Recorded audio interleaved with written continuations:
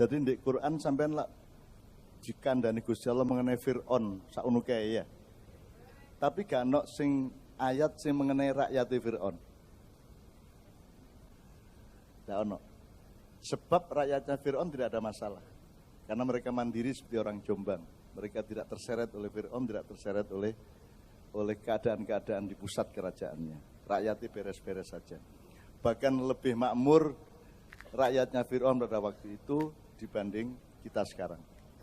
Mereka sampai bisa berkuasa 1200 tahun. Indonesia belum tentu sampai setua itu nanti. Mojopahit hanya hampir 300 tahun. Kalau Demak hanya 1 swidak paling pol. 1 swidak sapi turute ya. Jadi ini aku kepingin ngomong ini kalau kita tarik garis. Fir'aun itu bukan raja besar. Dia disebut oleh Allah berkali-kali di Quran karena dia adalah contoh dari manusia yang punya masalah. Yang tidak punya masalah tidak disebut di Al-Quran. Jadi awakmu gak disebut di sopo-sopo, di indi, awakmu gak direken, berarti sampean gak ada masalah. Sing direken itu sing gak ada masalah. Nah Fir'aun itu bukan raja besar. Ada 3 nama, Fir'aun, Haman, Korun. Yang berkuasa mengatur segala macam urusan politik dan ekonomi hanya adalah koalisi atau kerjasama antara Haman, itu Perdana Menteri, dengan Korun, itu konglomerat. Jadi semua masalah diatur oleh mereka. Haman sama Korun. Fir'aun itu pokoknya dadekno simbol, dadekno boneka. Di Gusti Allah no. Sampai akhirnya Fir'aun percaya bahwa dia Gusti Allah teman. Hanya wong goblok sing percaya nek dia Gusti Allah, kita mboten. Berarti Fir'aun goblok. Sampai Fir'aun bilang sama Haman, "Man, aku gak no gedung sing dukur, aku iso ndelok Gusti Allah Nabi Musa." Hanya orang bodoh yang tidak mengerti konsep mengenai Tuhan, dipikirnya Tuhan itu dicari dengan setinggi-tingginya gedung. Mas Joko numpak pesawat juga keperuk Nabi Khidir kan gitu. Nah jadi teman sekalian, rakyat di Mahabharata itu ada pertarungan Kurawa Pendawa, itu pemerintah melawan pemerintah. Tapi rakyatnya tidak ada masalah. Nah kita jadilah Jombang yang tidak ada masalah dengan Indonesia, dan Indonesia jangan punya masalah dengan Jombang. Jombang muring-muring diringkes sa Indonesia itu. Benar ya? Pokoknya jangan gak masalah nang Jombang.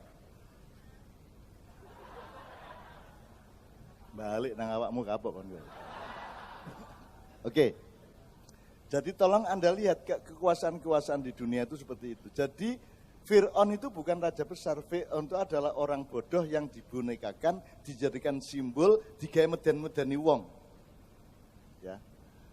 Dan dia memang oleh Allah sendiri dijadikan simbol dari orang yang bodoh dan tersesat. Jahiliyah. Sehingga mayatnya, jenazahnya dibiarkan sampai hampir 1 milenium lebih 300 tahun. Dibiarkan utuh di bawah laut, kemudian diambil pada abad 18. Sekarang kita bisa melihat mayat Fir'aun bapak angkatnya Nabi Musa itu di Mesir, Museum Nasional Mesir. Dan saya sama Kiai Kanjeng sudah ketemu sama Fir'aun yang terbaring. Badannya tinggi, rambutnya rodok putih-putih titik, awake dawa kuru.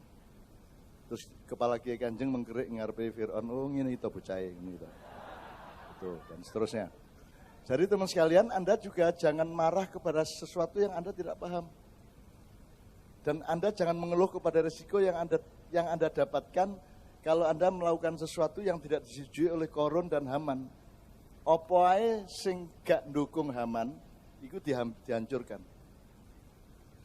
Meskipun nanti melalui mulutnya Fir'aun. Karena Fir'aun itu hanya boneka, hanya sound system, hanya corong yang dipakai oleh koalisi antara konglomerat dengan pemerintah ini. Nah rajanya namanya Fir'aun, dia hanya boneka, dia tidak ngerti apa-apa sebenarnya. Sampai di Gusti Allah no. Kon roto ya, misalnya Pak Harto biyen, masih muda, iku Pak Harmoko nek kepethuk, ya Allah, kok saya sangat jas sampean, padahal muda. Itu saking gedek-gedek no rajane iku mang.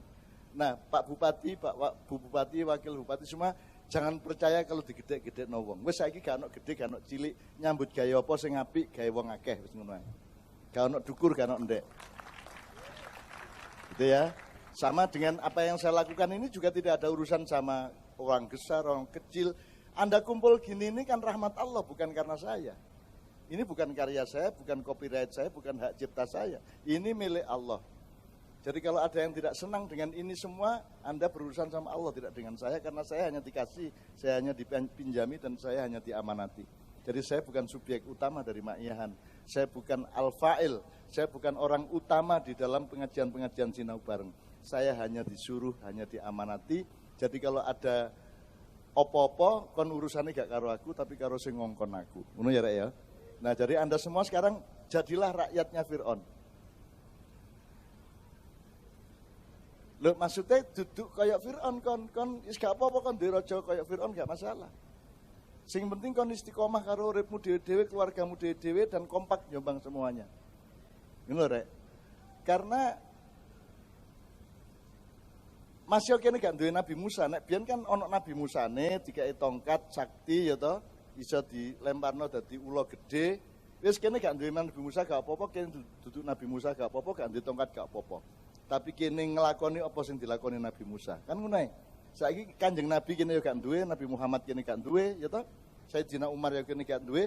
Ayo ditandur Muhammadmu di dalam dadamu. Ayo ditandur Umarmu di dalam dadamu. Ayo ditandur malaikat di dalam jiwamu.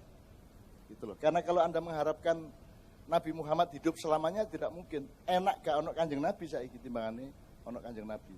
Didoleki enake ae. Kok timbangane ono Kanjeng Nabi kon gak iso gak poso kon kok.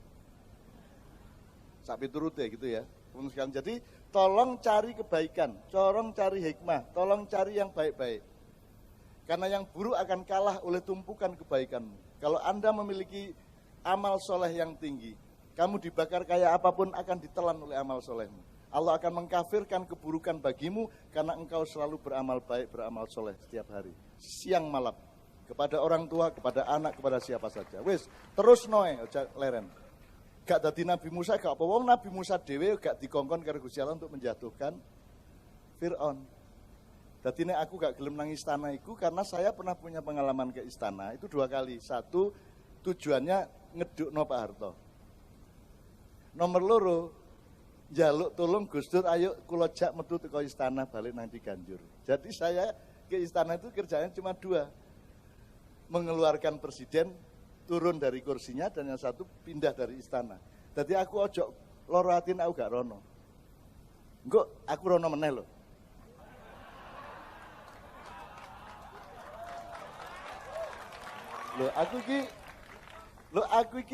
Aku mek nuruti aturan Gusti Allah bahwa umaro itu harus sowan kepada ulama. Tidak boleh ulama sowan kepada umaro. Itu bukan soal tinggi rendah, itu memang pembagian tugasnya seperti itu. Gitu loh. Dan itu terjadi sejak zaman Pak Harto. Saya ketemu Pak Harto hanya untuk nurunin dia dan kemudian ketemu sekali untuk menjadi ustadznya dia. Saya imamnya Pak Harto. Dia minta kepada saya karena dia sudah husnul khotimah dan kita keliling husnul khotimah pada waktu termasuk di Masjid Besar Surabaya. Itu urusannya adalah taubah nasuka dan husnul khotimah. Jadi aku ketemu Pak Harto tidak di istana. Ketemu di istana tidak duduk bersama tapi hanya untuk menyaksikan dia mau turun dan mengumumkan turunnya. Jadi saya tidak usah dirindukan untuk ke istana. Timbangannya kok aku dikabulno Gusti Allah, ya wis ngono saiki dukno ae. Ngono gak aku. Makanya saya sekarang bersama Anda semua rakyat Fir'aun yang tidak pernah diceritakan di Al-Qur'an karena Anda tidak punya masalah, karena Anda tetap kompak, tetap Gus Dur, tetap Mbah Hasim, tetap Durasim, tetap kompak satu sama lain. Benar ya?